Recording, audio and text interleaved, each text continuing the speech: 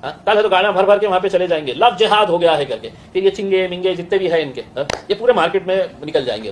आता हे जेव्हा वक्तव्य केलं जातं तेव्हा ते निश्चितपणे त्याच्यावर आक्षेप घेण्यासारखंच आहे। म्हणजे लव जिहाद असेल तर इम्तियाज जलील त्यावर बोलणार नाही। आता हे नाशिकचं जे प्रकरण झालं TCSचं, त्या प्रकरणामध्ये इम्तियाज जलील यांनी काही स्टेटमेंट दिलेलं नाहीये की केली जाते कारवाई ती योग्य आहे वगैरे वगैरे, त्याविषयी गप्प बसायचं। पण अमरावतीच्या प्रकरणामध्ये लव जिहाद नाहीये, तिथे ज्या मुली त्या तरुणाशी ज्यांचा संबंध होता, मैत्री होती, शारीरिक संबंध होते, किंवा व्हिडिओ काढले गेले, या सगळ्या तरुणी ज्या आहेत त्या मुस्लिम आहेत। मग मुस्लिम आहेत तर काय झालं, त्या तरुणाने केलेला जो काही गुन्हा आहे तो सौम्य होतो का त्यामुळे? मी याचंही भान ठेवत नाहीत आणि हे सगळे कुठे ना कुठे लोकप्रतिनिधी आहेत, लोकांसमोर जातात, लोकांसमोर आपल्या पक्षाची बाजू मांडतात।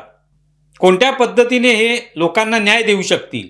म्हणजे उद्या ते जर प्रकरण, आता या 8 मुलींची तक्रार आली असेल किंवा त्यांनी काही माहिती दिली असेल पोलिसांना, आणखी अनेक मुली येऊ शकतील पुढे भविष्यामध्ये, आलेले असतील तक्रारी, त्यांची नावं अर्थातच जाहीर होणार नाहीत, पण हळूहळू तक्रारी येतील, आणल्या जातील। त्याच्यात कुठे हिंदू मुली असतील तर तो लव जिहाद आहे की नाही याची पडताळणी केली जाईल। पण त्याच्या आधीच इम्तियाज जलील यांनी सगळं मन मोकळं करून झालेलं आहे की जर याच्यात मुस्लिम मुलीच आहेत तर मग तिथे लव जिहाद कुठे आहे?